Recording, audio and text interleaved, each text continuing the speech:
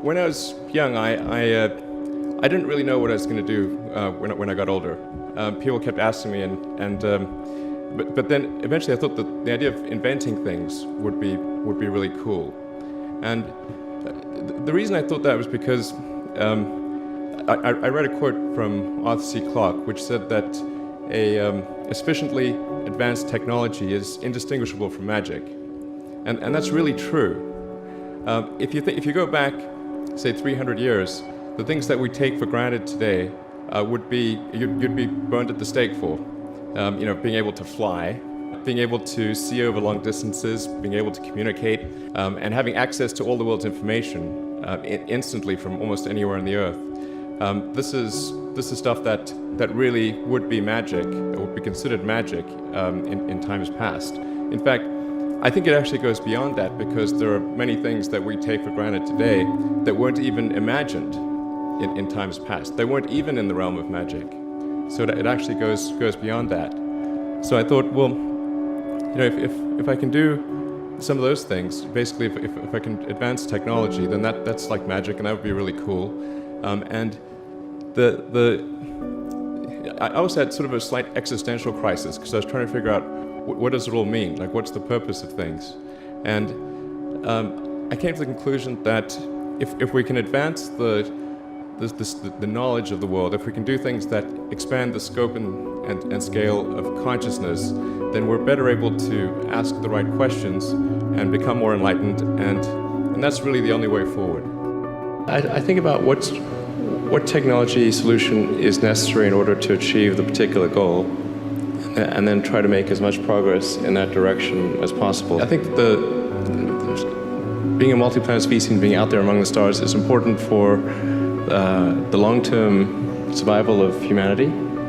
But then the part that I find personally most motivating is that it creates a sense of adventure, and it makes people excited about the future.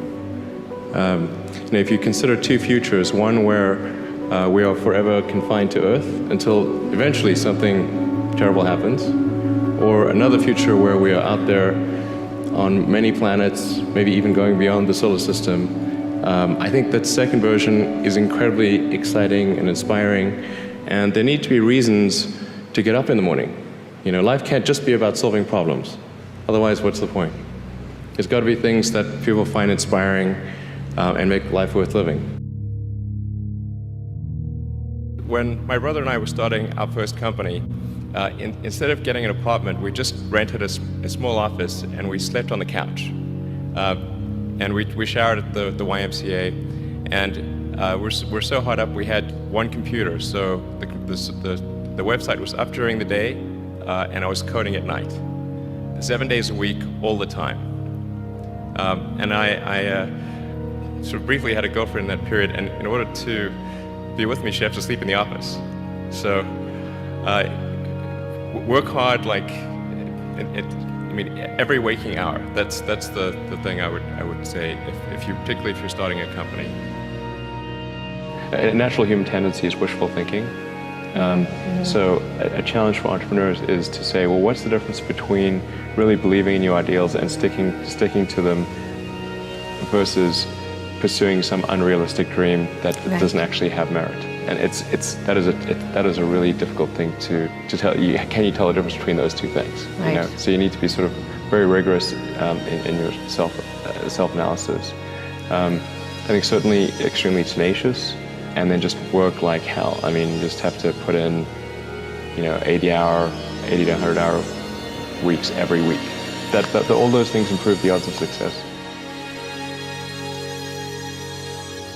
Or how do you think about making a decision when everyone tells you this is a crazy idea? Or where do you get the internal strength to do that? Well, first of all, I'd say I actually think I feel fear quite strongly. So it's not as though I just have the absence of fear. I feel it quite strongly. But there are just times when something is important enough, you believe in it enough, that you do it in spite of fear. People shouldn't think, well, I feel fear about this, and therefore I shouldn't do it. It's normal to feel fear. So you just feel it and let the importance of it drive you to do it anyway? If you just accept the probabilities, then that diminishes fear. Drive overrides fear. It's about believing in the future and thinking that the future will be better than the past. And I can't think of anything more exciting than going out there and being among the stars.